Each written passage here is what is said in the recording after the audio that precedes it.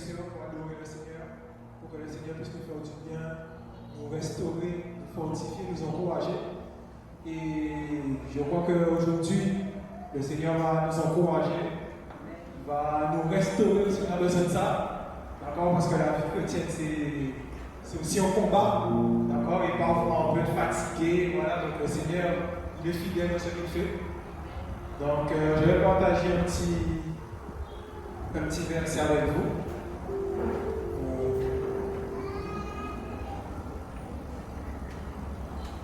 Dans Jean 5, verset 39, juste avant, j'ai une question. Qui croit que l'écriture, c'est la parole, la Bible, c'est la parole? Ok. Gloire au Seigneur. Donc, Jean 5, verset 39, je lis.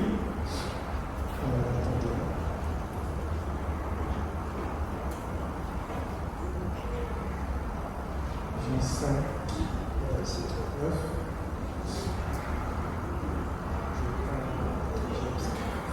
Vous sondez les Écritures parce que vous pensez avoir en elles la vie éternelle.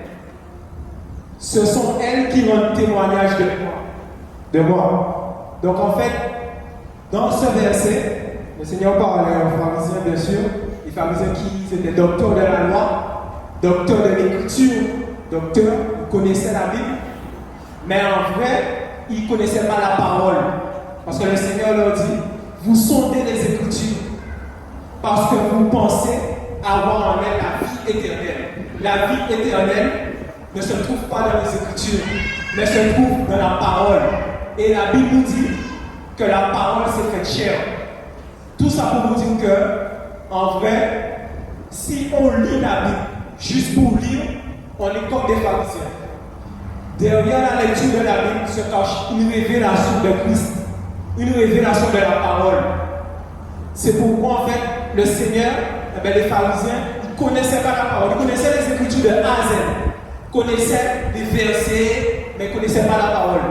Parce qu'ils cherchaient en l'Écriture la vie éternelle. Et la vie éternelle ne se trouve pas dans les Écritures, se trouve en Jésus, dans la parole qui s'est faite chair. Donc en fait, la Bible renferme, comme il dit le Seigneur, renferme le témoignage de Christ. Et on a accès à ce témoignage par la révélation. Donc aujourd'hui, il ne faut pas qu'on lise la Bible juste pour lire. Il faut lire pour avoir une révélation. C'est ça. Et si on n'a pas cette révélation, on ne peut pas tenir dans la marche chrétienne. Au moment où on va se lasser, on va se fatiguer. Et c'est pourquoi la Bible dit aussi, pour confirmer ce que le Seigneur m'a enseigné, la Bible dit dans Proverbe 25, verset 2,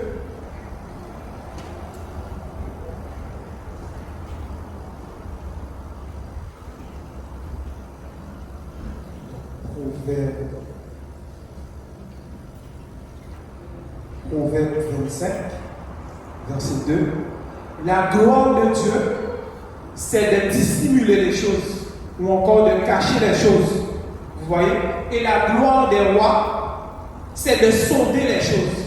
Vous voyez que le Seigneur a un principe, c'est qu'il cache les choses. Vous voyez? Et le Seigneur veut justement qu'on ait accès à cette révélation.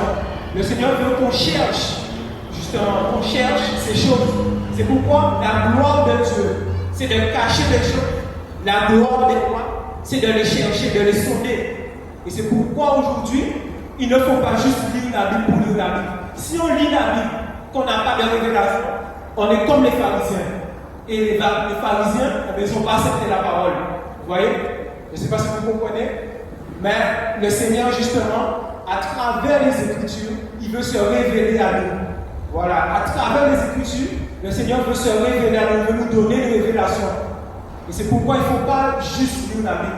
Il faut lire la Bible pour avoir cette révélation de Christ. Parce que la Bible renferme ce témoignage de Jésus. Elle témoigne de la vie de Jésus sur terre.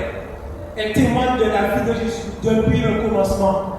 Et ces choses, on a accès à ces choses parce qu'en fait, on a le Saint-Esprit. Parce que le Seigneur nous révèle ces choses. Et c'est pourquoi il ne faut vraiment pas lire la Bible juste pour lire. Si c'est pour lire et c'est tout bon, j'ai lu, non. Vaut mieux que tu lises un verset, que tu as une révélation, que tu lises tout un chapitre et que tu connais rien, que tu as juste lu. D'accord? Donc c'est pourquoi aussi, dans Luc 10, verset 22,